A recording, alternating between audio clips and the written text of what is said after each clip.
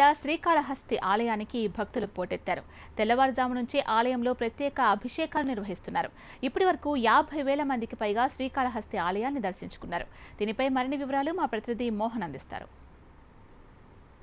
దక్షిణ కాశీగా పేరుగాంచిన శ్రీకాళహస్తి మహాక్షేత్రం మహాశివరాత్రి పర్వదినాన శివనామస్మరణతో మారుమోగుతుంది. ఎటు చూసినా భక్తజన సందోహంతో నిండిపోయింది.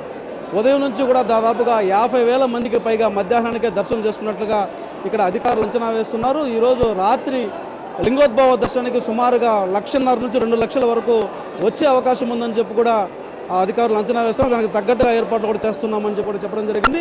ఆ దేవాదాయ శాఖ ప్రిన్సిపల్ సెక్రటరీ జేఎస్వి ప్రసాద్ కూడా ఇక్కడికి రావడం జరిగింది. అధికారులతో సమన్వయం చేసి ఏర్పాట్ల గురించి ప్రస్తావించడం జరిగింది. మనం చూస్తున్నాం దాదాపుగా క్యూ లైన్లు కూడా నిండిపోయినటువంటి పరిస్థితి. ఆలయం ఆవరణం దాటి కూడా క్యూ లైన్లో భక్తులు వేచి ఉన్నారు. శ్రీవారి దర్శనం కోసం ఉదయం 11 గంటలకి క్యూ లైన్లో వచ్చినటువంటి వారు 1 గంట అవుతున్నా కూడా బయటికి అంటే స్వామివారి దర్శనం కలిగినటువంటి పరిస్థితి ఉంది. దాదాపు 2.5 గంటల పైగా క్యూ లైన్లో వేచి ఉన్నాం. మధ్యాహ్నం నుంచి ఇంకా రష్ పెరిగే అవకాశం ఉందంటున్నారు. అయితే ఈసారి శ్రీకాళహస్తి బ్రహ్మోత్సవాల్లో ఒక ప్రత్యేకత సంతరించుకుంది.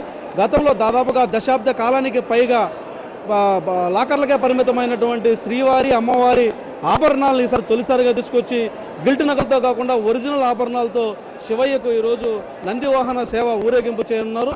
అదేవిధంగా జాగరణ చేసి స్వామివారిని దర్శించుకోవడం కోసం వస్తున్నటువంటి లక్షలాది మంది భక్తులు కూడా ఏ రకమైనటువంటి వసతి ఏర్పాట్లు చేస్తున్నారు. మనతో పాటుగా బోర్డు సభ్యులు ఉన్నారు, ఆయనతో మాట్లాడదాం. చెప్పండి, ఈరోజు దాదాపుగా గతంలో ఎన్నడూ లేనట్టుగా కూడా రష్ పెరిగినట్లుంది. బాగా ఉదయం నుంచి కూడా రష్ పెరిగినట్టుంది. గతంలో మధ్యాహ్నం నుంచి రష్ పెరిగేది. లింగోద్భవ దర్శనం వచ్చే సమయానికే వీఐపీలు గుర్తొస్తారు, మామూలు భక్తులు గుర్తురారన్నది గతంలో ఉన్నటువంటి విమర్శ. మరి ఆ విమర్శ నుంచి బయటపడడానికి మీ పాలక మండలి కానీ అధికారులు కానీ ఏమి నిర్ణయం తీసుకున్నారు? మేము గతంలో జరిగిన లోపాలనంతా మేము సరిచూసుకున్నాము. ఆ లోపాలు జరగకుండా కూడా ఇంతకుముందు లింగోద్భవ దర్శనంకి టికెట్ పెట్టున్నారు. ఇప్పుడు ఆ టికెట్ లేకుండా అది కూడా మేము ఉచితం చేసాం. అందరికి కూడా సామాన్య భక్తులు కూడా వీఐపీగా మేము స్వీకరించి అందరికి కూడా దర్శన భాగ్యం కల్పిస్తున్నాం.